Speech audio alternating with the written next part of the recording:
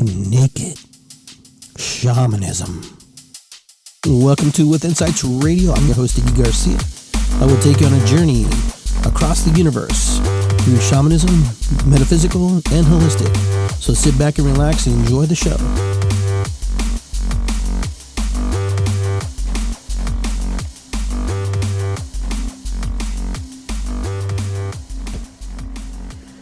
All right. Get ourselves situated here. I want to welcome everybody to Iggy Garcia Live, episode 158. Today, our show is called The Unlocking. Okay, let me check my volume here a little bit. I feel like I'm a little loud in my own microphones here. So, like we start every show, we want to give thanks to our ancestors, give thanks to those who came before us, those who were helping us along the way, in this life and life before, and just think of them a little bit. I want to say hi to my friend Sherry, who popped in. Hi, Sherry. How are you? Good to see you. So we light this candle, giving thanks to Spirit, giving thanks to Earth Mother, giving thanks to our ancestors, giving thanks to the seen and unseen, and just asking for protection today, asking for guidance as we do our show, as we're in ceremony here, and sharing my thoughts and my feelings and emotions on the subject that I'll be talking about today. So here's to my mom and dad, remembering them in the process. I'm going to light here some sage, just to kind of be in the room, clear the space, feel the energy.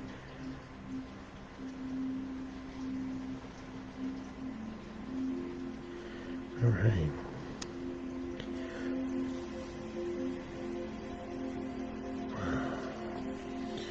Very good, my friends. Okay, so I want to welcome everybody to the show, and hopefully you can stay for a little bit as I share some things in my head. This episode is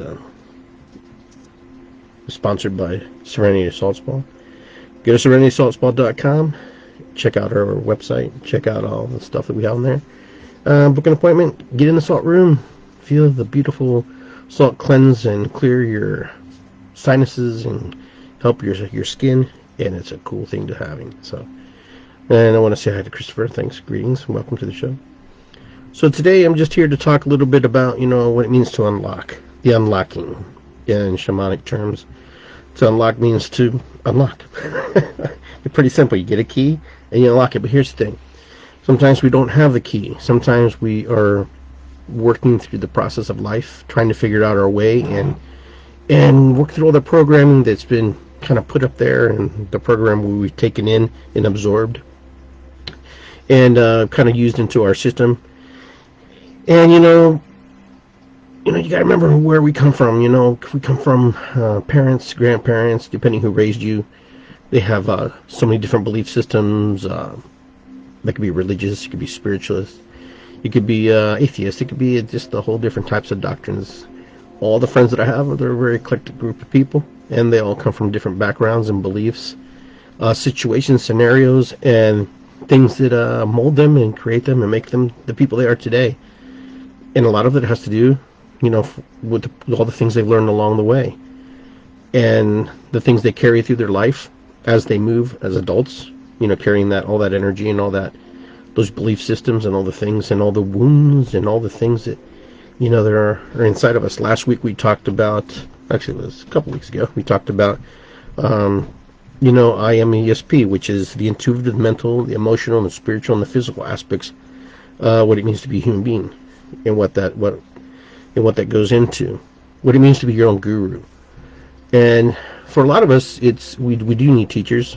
A lot of us need guidance and preparation, but there are some of us who are very gifted and they're able to kind of get the stuff, and it comes to them very naturally in a very symbiotic, a very very easy way. I can't say I'm that guy. I would be lying to you if I said, oh yeah, it just came to me. Things come to me a little bit easier now, and I understand things when I get these downloads, this information, this feeling, these emotions, this intuitive hits, these spikes, the physical, the mental, the emotional. But for a lot of us, it's not that way. For a lot of us, it's trekking through the mud, trekking through life, trying to figure out what our way and how it is to get to be where we're at. And right now in this world, there's a lot of things that are unlocking. There's a lot of things that are coming undone. There's a lot of people going through a lot of emotional feelings and a lot of emotional releases, a lot of triggers, a lot of feelings. I'm right there with all of you. I feel things and I feel a certain way. So the first, what I want to do is I want to start with a little story and kind of how it is to be wounded and what it means to be wounded and why people react a certain way they do. Adjust my chair here. I'm a little got stuck there for a second. So I posted some things where I was like, big government can kiss my grits, and a lot of it had to, so I got some responses from it. I usually get responses when I post things like that, because for some people they feel it's out of character for me to speak that way or talk that way. But gosh darn it, I'm a human being. I'm just like the next guy or gal. I take my pants off, put my pants on the same way you do, or put my shorts on, my shirt. I go to the bathroom just like everybody. Doesn't make me any different. And sometimes you just have to feel and express the emotions and the feelings that you have. And sometimes it may come off really funny, it may come off very different, it may come off in a certain way that may not seem very natural, very in your character, or how people experience you. The thing is how people experience us. It's not so much what I'm feeling, it's just how they're experiencing me in that moment, and how they're used to experiencing me, and how they feel they've experienced me, and how they feel that they, see Iggy Garcia, or, another person, or another drummer, or another healer, or another person who does this metaphysical work. Like I've always told people, all healing is self-healing. I am just but a conduit. I am but in service to share, through drumming, through the shamanic work I do, through different practices that I do, different modalities. I can't fix anybody. I barely can fix myself. The only thing I can do is just be present for somebody and listen and be in connection with them and to be in service with them. And that's what it means to be a healer. To understand that you are healing yourself in this process. And, I know you've heard this 100 times me say that, but it's true. I'm really going to say this, and, some people may agree and disagree with me, but none of us can really heal anybody. None of us have any magic powers that we can actually put our hands on people and go, oh, wow, you're healed. What we can do is instill belief in people, instill the belief that they're going to heal themselves. And so what happens is they use you as a receptor for that energy to flow through you. Now, some of these things you can't see, some of these things you can't witness, because when our eyes are in our hearing and our bodies are just not in tune to that frequency, we just know that it's there and it's happening. Okay? For me to tell you that I can put the whammy on you, put a curse on you, or I can put, touch you and heal you, no, you have to believe first before I can do anything. That's why, faith is so important. Why religions are so powerful, because you have to have faith. You have to believe in what you see and what you're doing. So the point I'm getting to is this. Several years ago, I lived in another part of town, which is just across the river on Henderson Road, and for years, almost 17 years, I've done sweat lodges in my father's home that I rented from. And religiously, no pun intended there, right? I did it on the third Sundays of the month. And so every third Sunday of the month, at 2 o'clock, the house was packed, 20, 30 people. And we're doing service, and we're in service, we're in communion, we're in sweat lodge ceremony, we're in a Native American traditional, ceremony. And it's the most beautiful thing you can imagine. And scooting along through the timeline here, we get to a certain point in time where my son is in high school at this time, my youngest son. And he's getting ready to graduate, so it's his final year. But something happens, something strange happens. For the first time, I opened my doors to my neighbors, which I never really have done before. and I invite them to come in and take a look at the sweat lodge. And I kid you not, that was probably a mistake on my part.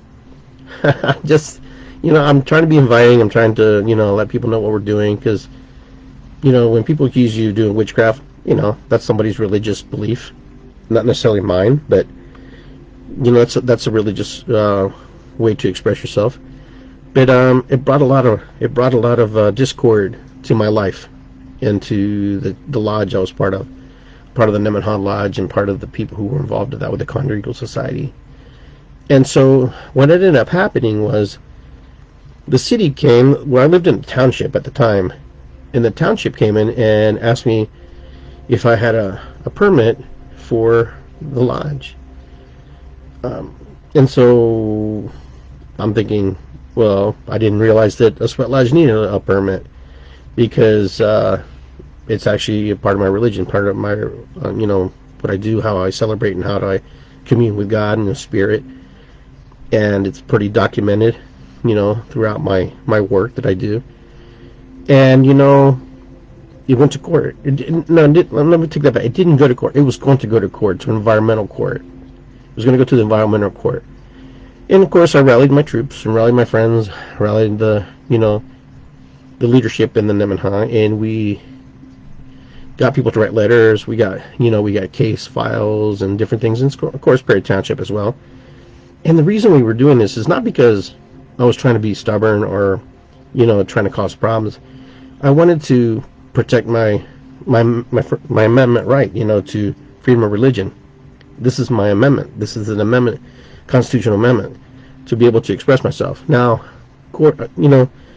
there are rules that you can't have, church in your home and stuff, which is kind of stupid personally, but people get together in homes all the time. But the structure was in question more than it was the religious order.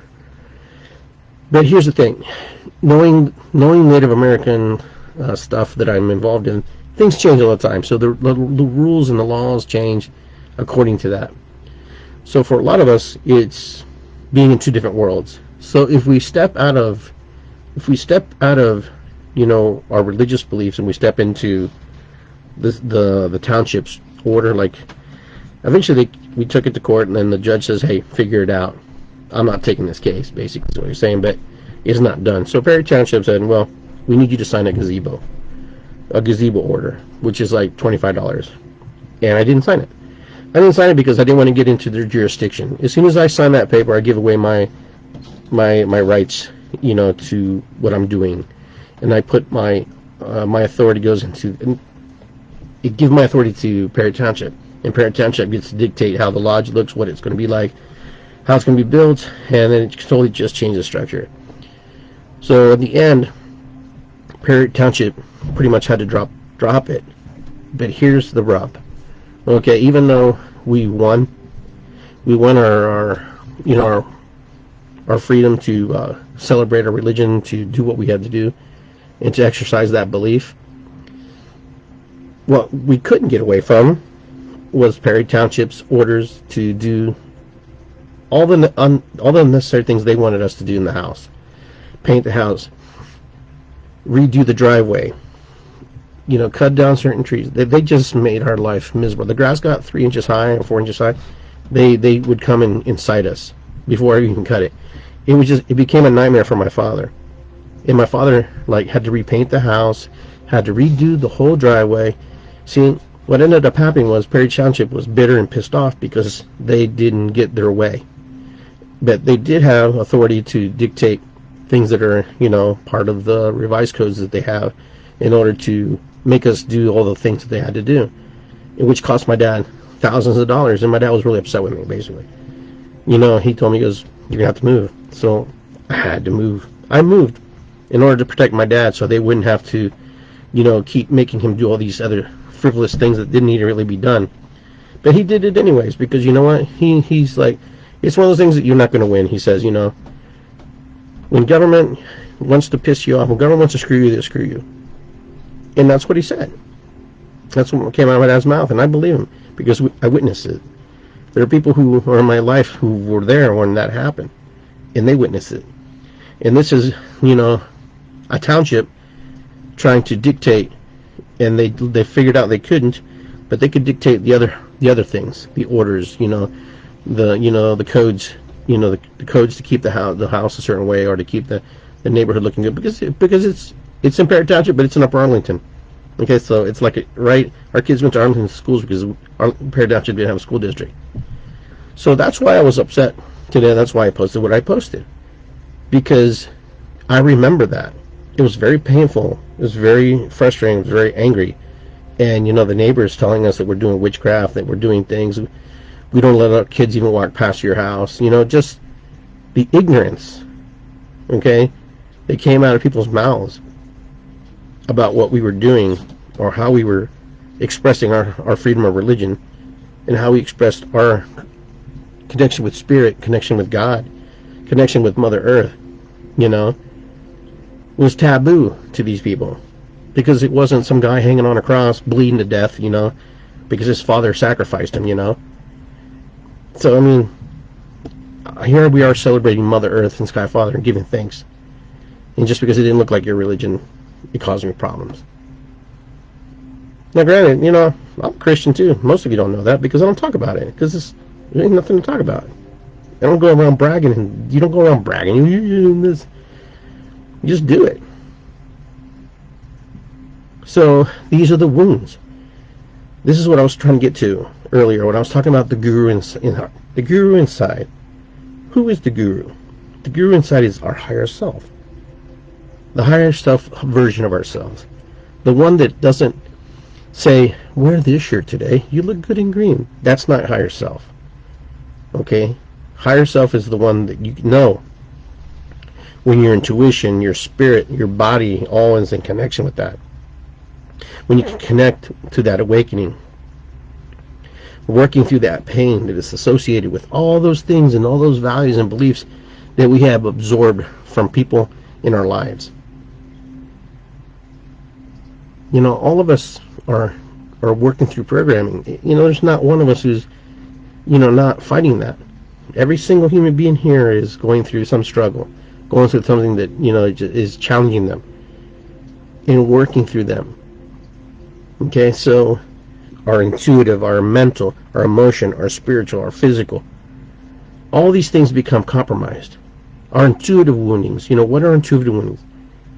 It just means that we don't trust the little voices inside of our head. That voice, when our intuitive wounding is hurt, that means we're not able to, we shut it down. And then, that happened to me. I shut it down one day. I shut down that intuitive part of me. And I went to a drum circle, and I didn't listen to that little voice inside my head, and I lost my eyesight. And Sunday will be 1 year to the date when I lost my sight.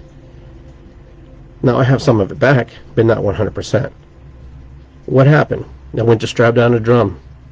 When I went to go load it into my truck, when I went to unstrap it, the strap flung off my hand, and it hit me square in the eye.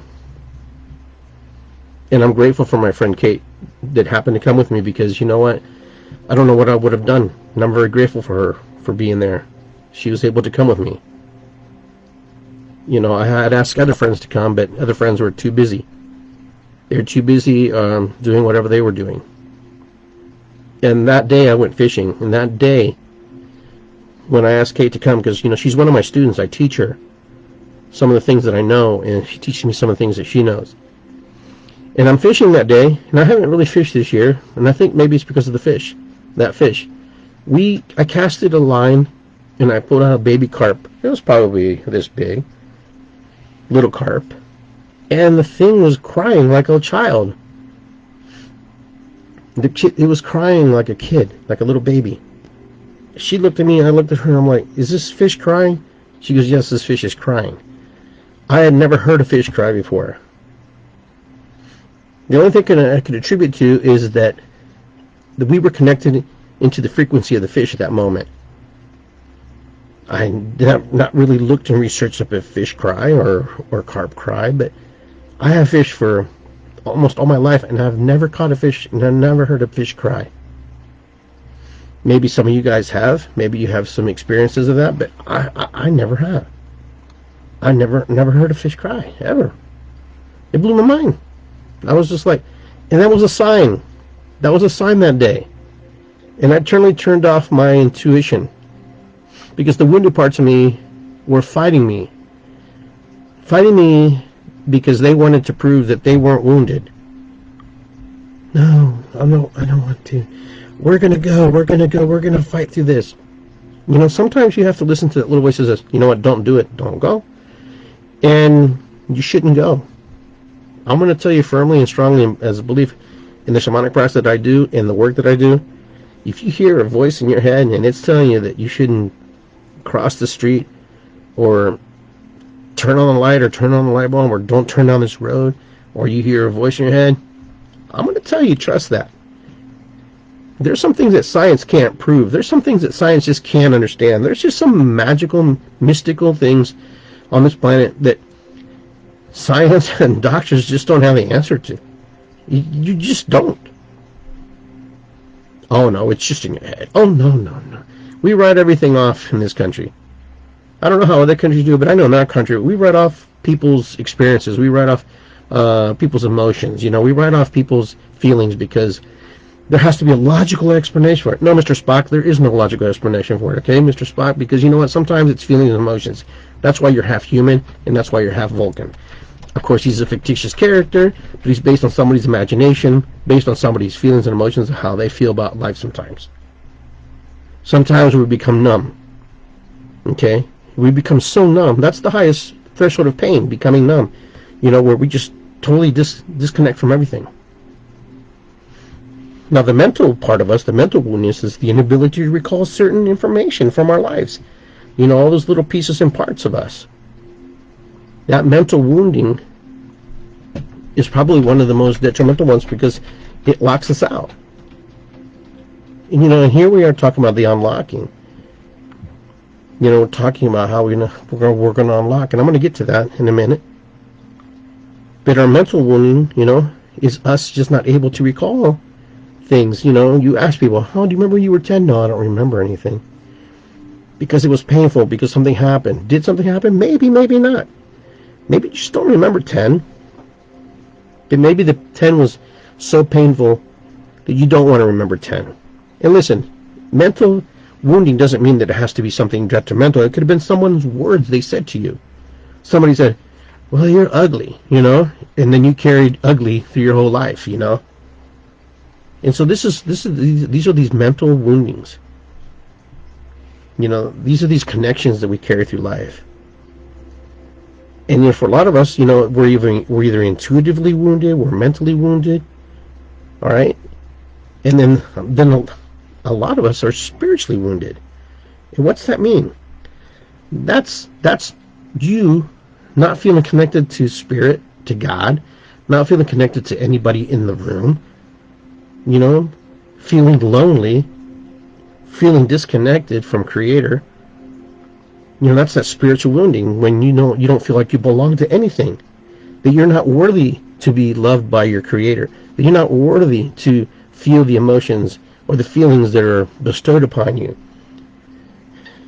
You know, when God created the world, created the universe, we use the word God because that's the word that we've learned to use, but it's the universe. It's the unthinkable, the unseeable, the source that moves everything. You know, when you look up to the stars, you look up in the sky, you have to be in awe. And you go, wow, that's amazing.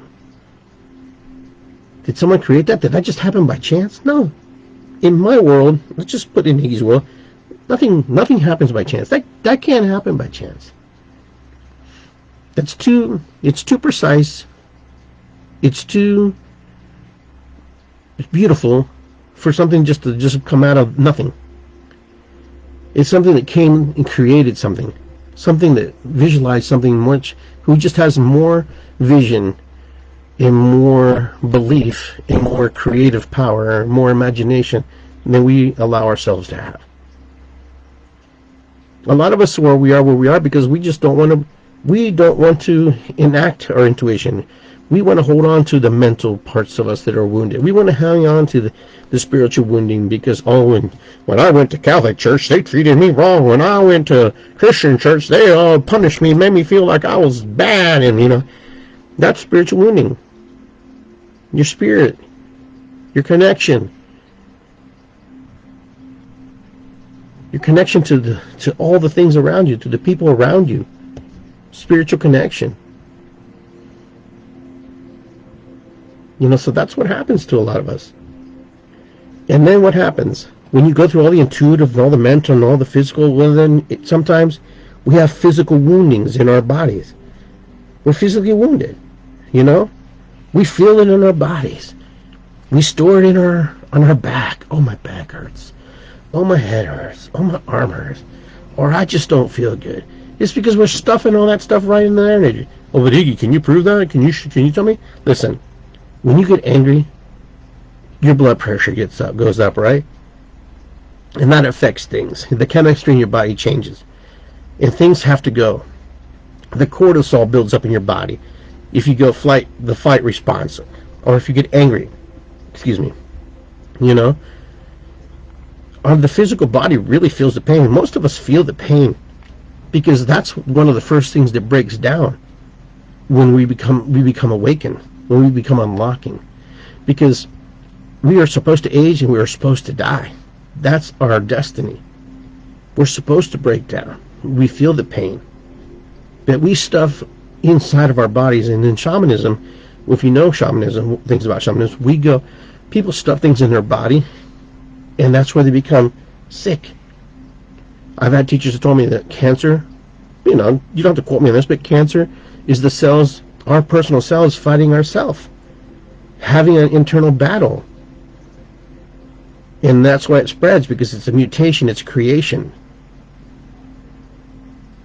And then there's other aspects too, why the physiology in our body, the way we eat, drink, smoke, or not, or how we take care of ourselves, plays a lot into our physical, which affects our intuitive, our mental, and our spiritual aspects of who we are, and our emotional woundings.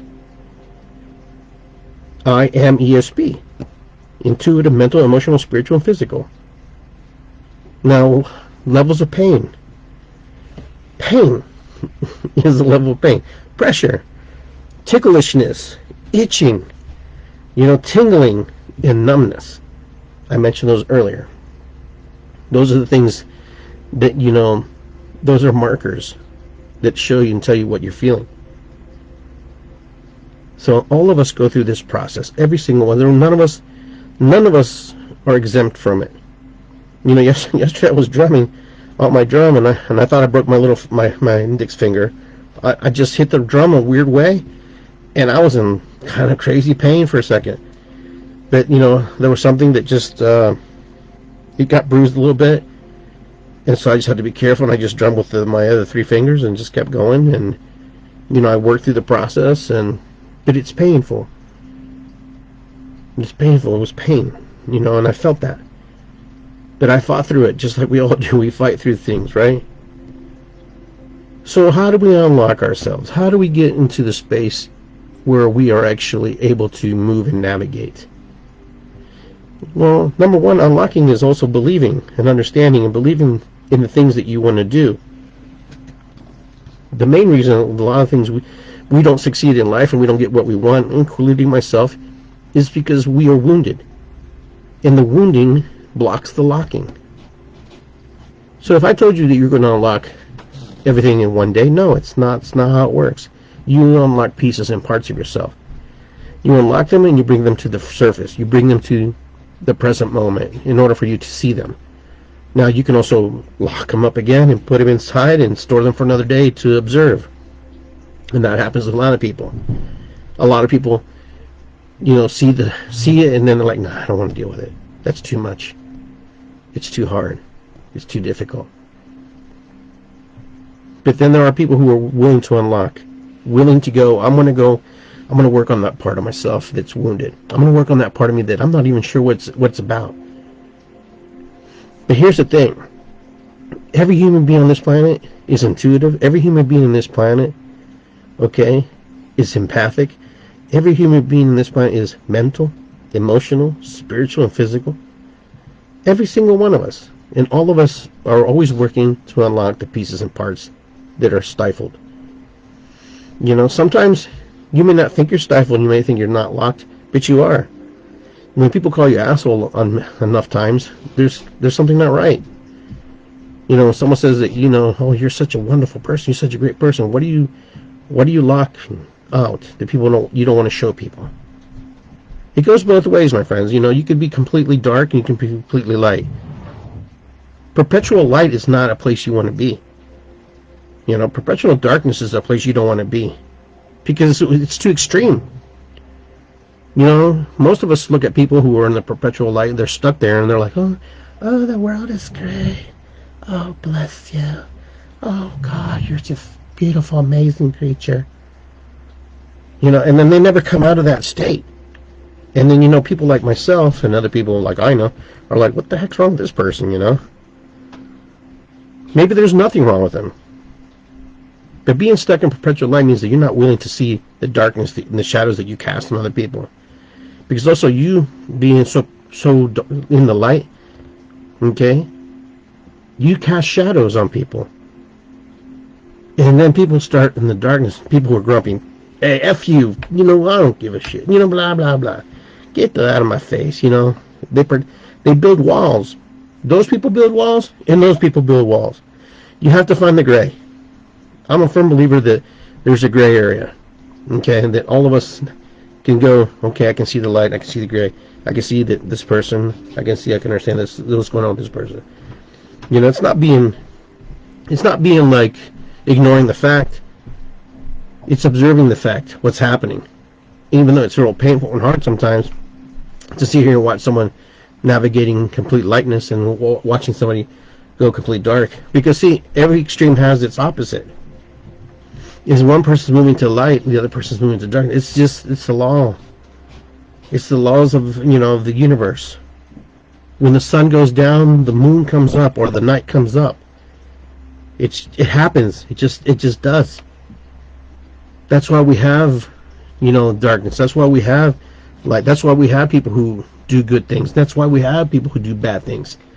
Because it's the yin and the yang and the balance and the harmony that we're trying to create in the world. It's the unlocking the pieces and parts. It's the people in the middle that find hope through both sides and are able to address it. When we need to be in the shadows, when we need to be in silence and quiet, we go into the darkness a little bit. We turn off the lights and we pray. And then sometimes we move into the light and we're celebrating. We're at drum circle, bah, bah, da, da, da, da, you know, and we're dancing. You hardly see anybody upset or frustrated in drum circle. You don't really see that. It's very rare. You do see people get emotional because they're releasing, they're unlocking, they're connecting, they're feeling the frequencies of the drum, the frequencies of the singing bowls, the frequencies of all the things that happen. All that comes together. All that comes and it opens you up. It makes you feel good. The human beings, we're struggling to find our ways on this planet. And some days we're on target. Some days everything's going great. Some days everything's just going good. And then some days, it's like, what the heck is this? What is going on? Why do I deserve this? What's going on this? One of the things that I know is, if I'm in the situation, then I have the answers. I just have to figure out what they are. If there's things going on and I have previous knowledge and I see it, then there's an issue that I should be able to help resolve that problem. But it's not always that easy because our egos and our wounded parts always get in the way. Either our intuitive wounding gets in the way, our mental part gets in the way, our physical part gets in the way, our spiritual part gets in the way, our emotional part gets in the way. Our connection is challenged. Because you want to be good. You want to do right. And when the other person doesn't look like they want to do good and they don't want to be right, it challenges you. Because you want them to see that there's another way to see the world. There's another way to experience the world. And when they don't experience it the way that you want them to see it, it's because sometimes you have to live it. And sometimes they just have to muddle through mud. They have to go through crap before they could actually see what you see. You know, it took you a while to get where you're at. It took you a while to figure out that your inner guru is your higher self. And now that you know, it means it's trusting in yourself and believing in yourself. I'm not saying that you just discount God, or you discount the universe, or discount the things that center you. It means that you have a part in what happens in your life. You have a part in to say how you feel, these emotional triggers, how you feel. You know, sometimes I let my emotions get the best of me. I let my spiritual get the best of me. The mental part get the best of me. My physical the best of me. You know how you had a bad day and it's just been hard and you just feel drained? And you're physically wounded and you don't even realize you're physically wounded because they totally drained you. I mean, you have pressure, you have pain, you have tickliness, you're itching, you're tingling, and you're totally numb. A lot of people walk this planet numb. 8.5 million people, is that how many people on the earth now? I don't know. But, you know, they walk around numb. Closed off from their emotions, closed off feeling emotions for others. You know, and I haven't even touched on our ego yet. I haven't even talked about ego parts yet. Because we're so wounded sometimes in our, you know, and that wounding is just, it's raw sometimes. It's really raw. You can feel it. You know, when you tickle a little kid, you know, at first it's cute. And then you ever see the kid's face after a while when you keep tickling? He starts to get really, like, upset. And he's starting to get really angry. And he's getting to a place where he almost cries. Why? Because that's the highest form of pain. Ticklishness. That's how the body protects itself. You know, if you think it's cute tickling a little kid, but it's not cute. It's not nice. It's very violating. It's kind of disrespectful. Tickling someone, you know, without asking them. Or you get tickled by somebody. That's why we should, you know, I mean, we don't really ask, hey, can I tickle you? People just do it. Oh, you do. You know, it's very violating. It's very disrespectful. And it's also like people who hug people without asking people. You know, if you notice, I don't really ask people for a hug. Most people ask me for a hug. Even though I do the free hugs campaign sometimes. And now with the situation with what's going on the earth, you know, people don't hug like they used to. But now we're in this new evolution, this new world, this new unlocking, this new rediscovering ourselves, this new intuition, this new mental. Is it possible that people are having intuitive moments right now where they're actually seeing things that maybe other people don't see? Not that didn't happen before, but now that the emotions are so heightened right now that people can express and feel things. And physically feel. You know, people can actually walk up to things and feel the emotional triggers on it. There are people who can feel, go into a spiritual event and feel that it's not in alignment with them. This is your higher self. This is your connection to your inner guru, the higher guru of yourself. To walk into spaces and to be around people and feel it. Before, you'd have to sit around a little bit and figure it out. Now it's almost instant. Someone walks into your space that this is not in alignment with you, you get violently sick, you don't feel well, you feel their intentions are wrong. These are really things that are happening now. I see it, I watch it. I see it happen to me. There are people who come into my space and it's like, wow, I don't know what you're doing and I'm not sure what you're saying and I'm not sure what you're feeling at a different level, but I can't really resonate with you right here, right now. I need to step back from you. Because that's who we are. We've lost the capability to be able to trust ourselves. But now that it's coming back because it's opening, it's being exposed, now we're feeling it, we're seeing it. Because we've been locked away, because we've been, you know, pressured to do things that we don't want to do and feel like we have to do. You know, in order to, you know, satisfy the status quo. Not everybody's going to satisfy the status quo. Life isn't about satisfying quos. Life is about being in life and be part of it and trying to understand. When you try to force something on somebody, you're going to affect their spiritual aspect, their physical aspect, their mental aspect, their intuitive aspect, and their emotional aspect.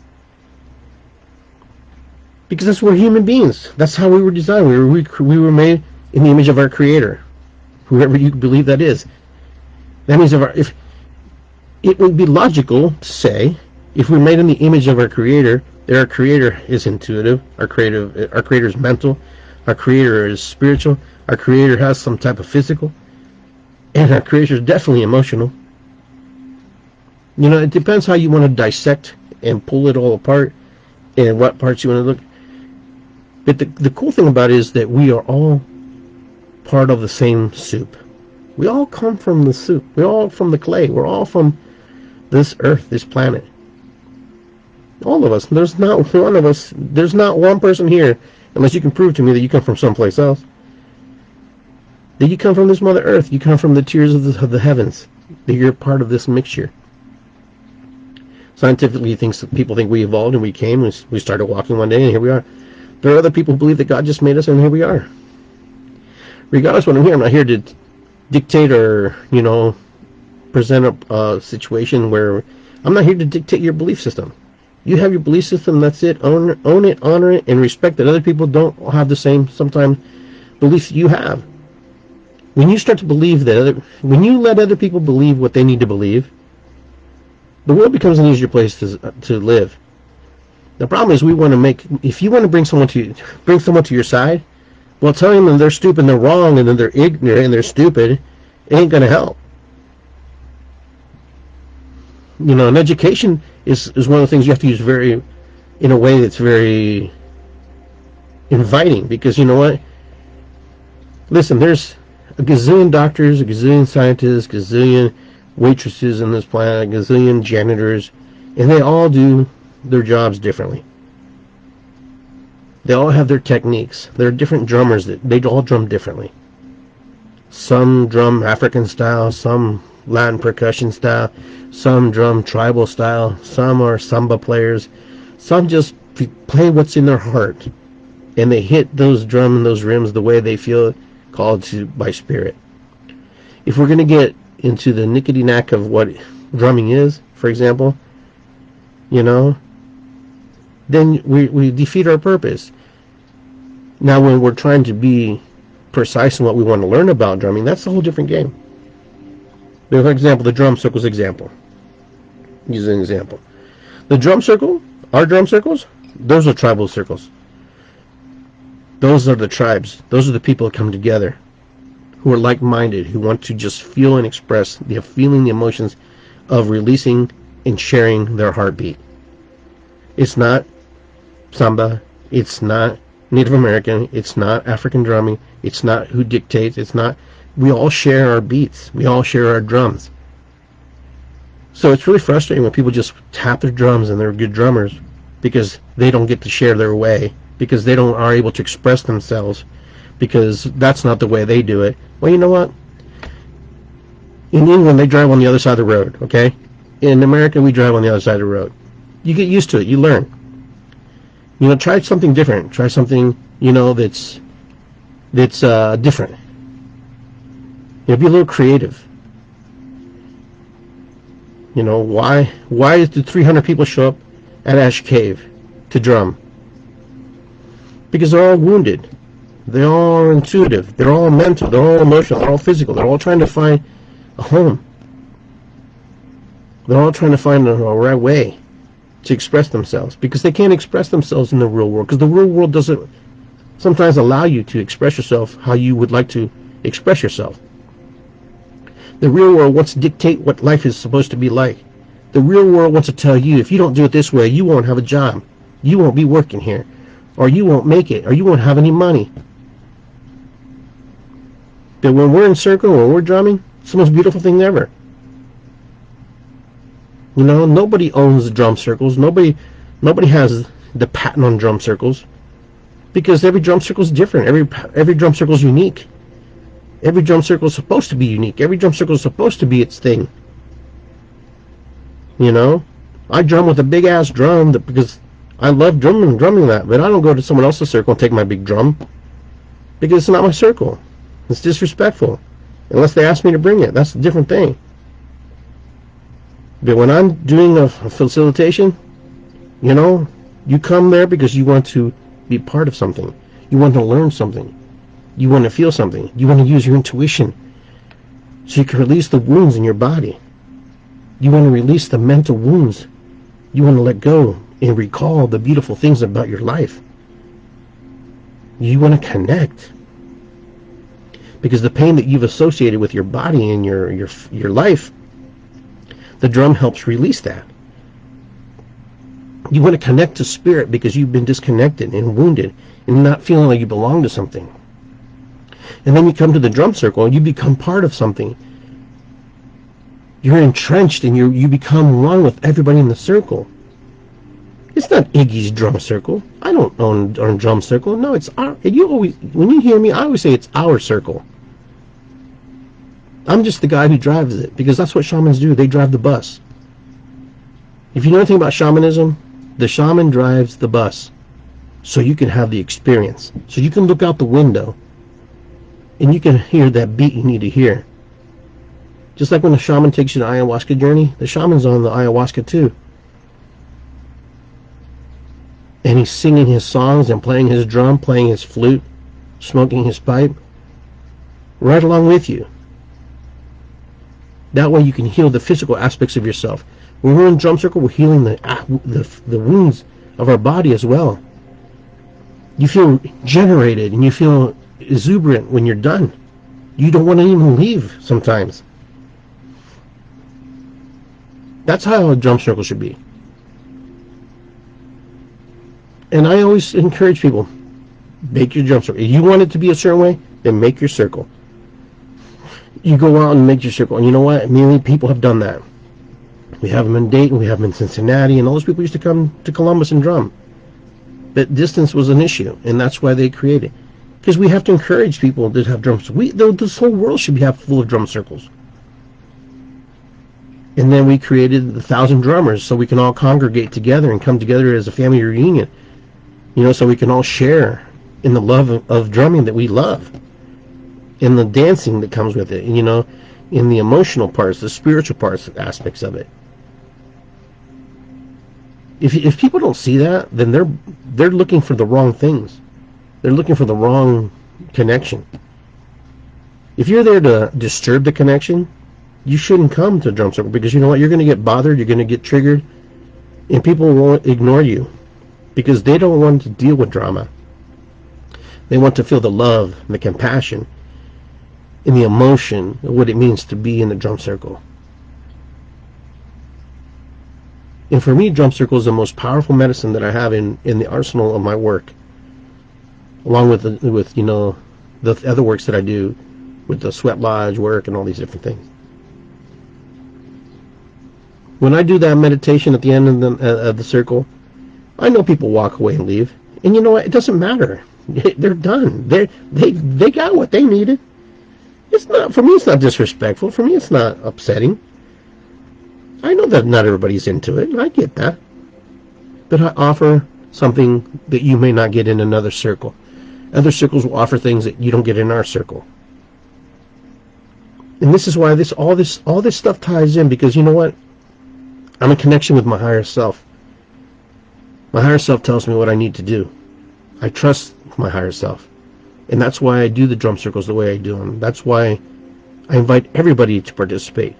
Not one person in the drum circle probably knows how to play drums. I didn't know how to play drums when I first played my drums, but I had to learn. And the person who's new, we embrace them, we love them, and we accept them, good or bad, doesn't matter. We're not here to judge you. It's an amazing place. It's a spiritual adventure. It's a spiritual moment. The drum circles that I facilitate are for connection to spirit, connection to life, connection to the earth, connection to, Sky Father, connection to the spirituality aspect of yourself, the physical parts of yourself, the mental parts of yourself, the intuitive parts of yourself, the emotional parts of yourself, the I am ESP parts of us. Oh, that's what I am. I am ESP. I am intuitive. I am mental. I am emotional. I am spirit, and I am good. It's good to be here. It's good to be here. And if you really wanted to know what all that meant, when I say it's good to be here, that means I am ESP. I am all those factors of life. I mean, we open up the doors of the universe and we let it all come in, that love energy.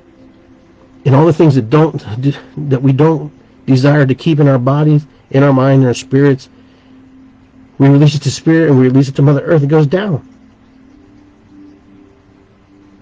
I hope that I gave some clarity to the work that I do. I hope I give some clarity to what it means for me to be in a drum circle with me. It's what I do. It's my calling. It's your calling.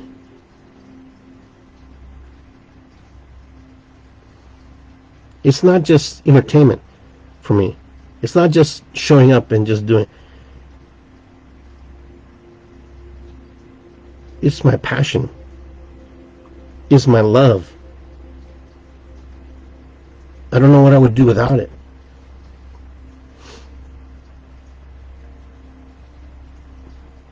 Probably have a banjo club or something. But regardless, that's what I love drumming. Because it connects all these pieces and parts, and it helps to heal these parts that are wounded in people's bodies, in people's minds, in people's souls, and not to be numb. It challenges us to see the world differently. You know, I've been doing drummings for grief, people who are grieving loss in their families through death or just loss, period.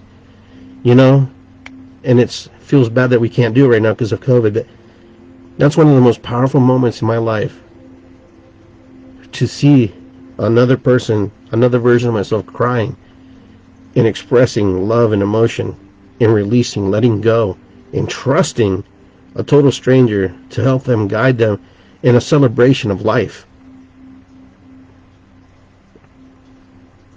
And to say, you know what? I don't know you personally, but I love you. I love what you're doing. This helped me so much. This is one of the things that you don't know what it did to my life. It changed my life. People tell me this stuff. Makes me just want to be more connected and more grounded and more in tune to what Spirit wants me to do.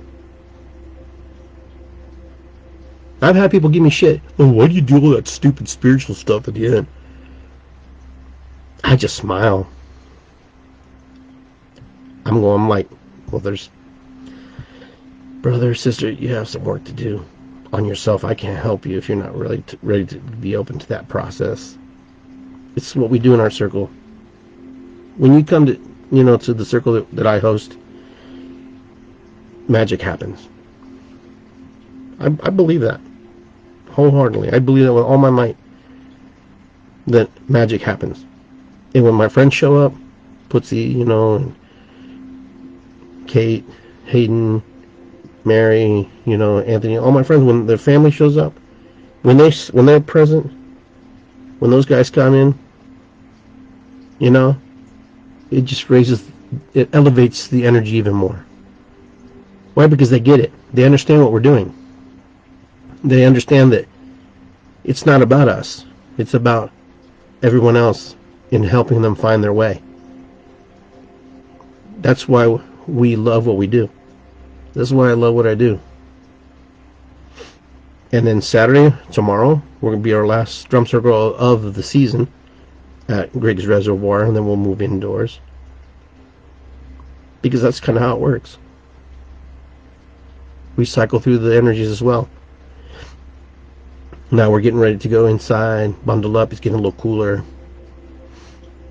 We're going to hibernate a little bit, think about stuff, snuggle, get warmed up, feel what we need to feel, connect with what we need to connect with, and prepare ourselves for the spring as we start again.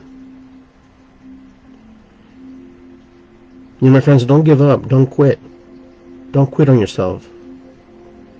There are people out there who would miss you, people who love you, people who care about you. People wouldn't know what to do if you weren't in their lives.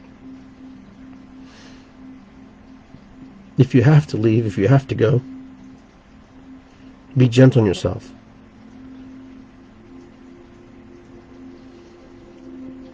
So my friends,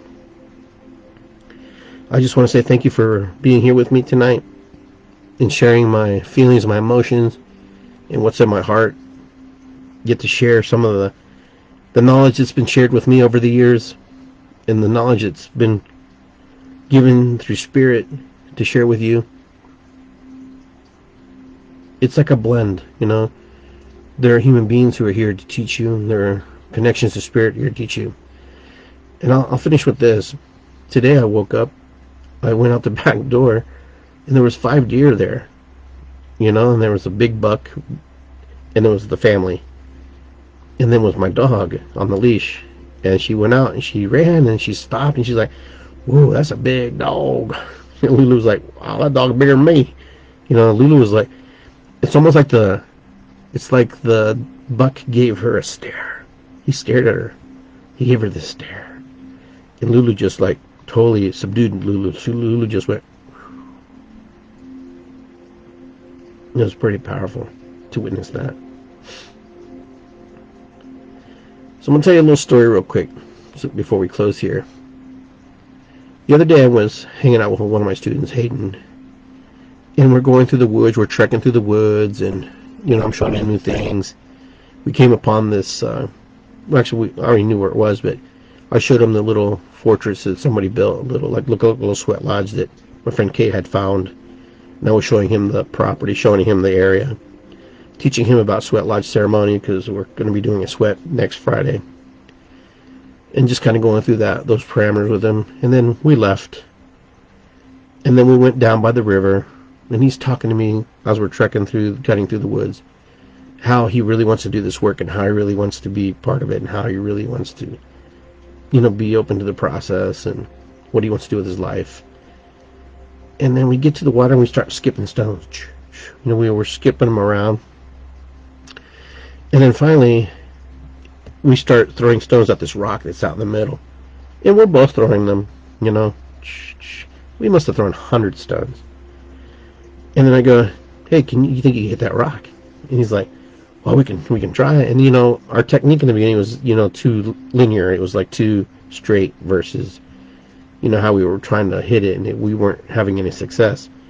And I said, "Hey, I'm going to arch it up, and I'm going to throw it up in the air." I arched it up, threw it up in the air, and it hits the stone. Bah! And Hayden looks at me, he's like, just kind of like a little kid, he's like, "You hit it." He goes, I said, "Now you want to hit it, don't you?" He goes, "Yeah, I want to hit it." Just because now you want to beat your teacher. You want to be able to beat him in how you did it. So he started throwing stones, and he must have thrown 100 stones, okay? And he's been close all the time. Then he finally, he came to the point finally where he hit the stone. But it wasn't just one time. He went boom, and then the second time boom, like consecutively. And then a few times after he wanted to try it again, and I don't think he did it again, but it was really cool to watch him. And I asked him, I said, "Hayden, what does that represent to you?" He goes, "Well, it was something I wanted to do. I really wanted to hit that rock." And I go, "Yeah." "And what was that feeling?" He goes, "Well, it's like nothing. I couldn't get, like everything was just, he was so hyper focused on that." And that's what I was telling him. I said, "That's the unlocking, Hayden. That's when you're like unlocking the parts and you're focused on the things that you want to go after." And that's something he wanted to go after. And he went after it. And he hit it. And he hit his goal. He hit his target. And I told him, he goes, "That's how life is." And I told him about the teacher who, was drowned his student in the water. And the student was always asking, "Why are you drowning? Why are you drowning? Are you trying to kill me?" And he's like, and eventually he drowns him a third time, brings him up, and he goes, the teacher asks him, "So what did you feel?" He goes, "What was the thing that you truly desired in that moment?" And he goes, "I wanted to breathe. All I could think of is air." And the teacher goes, "That's how you have to look at your path and how bad you really truly want it." And that's what I told Hayden. In the same context of the teacher throwing the stones, you have to want it that bad. And then I showed him the water. And I said, "You see the water, how the sun's shining? And you see all of the water rushing really fast, and you see all the little sparkles on it?" He goes, "That's life. That's normal life. That's everyday life that people are experiencing. Right there, it's normal life. Now look at these sparkles over here on the water where it's a little bit slower, a little bit more, not moving so fast. These are people who stepped out of the current and to create their own beliefs and their own systems. And then there's other people down here who are actually doing it. But it doesn't change the fact that the water's still moving. The current's still flowing really fast up here, and things are moving this way. The point is, you just have to find your niche, and you have to find your place in the river, because the river is always constant and always moving. So with that, we had a really good talk, good conversation, and that was it. All right, my friends, I will see you next time here on Iggy Garcia Live. Thank you for tuning in. Peace and love. Ho'oponopono, mataku yasin. It's good to be here. Love you guys very much. I appreciate you, and I appreciate all that you do. Thanks for coming to the circles. Thanks for being in my life. I really appreciate it. I don't know what I would do with some of you, because without you guys, I would probably be a mess. But either way, do your best. Be kind to yourself. Love one another. Honor each other. Remember, I am ESP. It's good to be here. Irisikwi means gratitude in Quechua. Okay? Let's work on the spiritual wounding, the physical woundings, the tuna woundings, the mental woundings, and the emotional woundings that we have carried in all our lives. And with that, you guys take care of yourselves. Love you very much. Deep bow. And I will see you guys tomorrow at the Drum Circle at 5 o'clock. All right. Be well. Take care.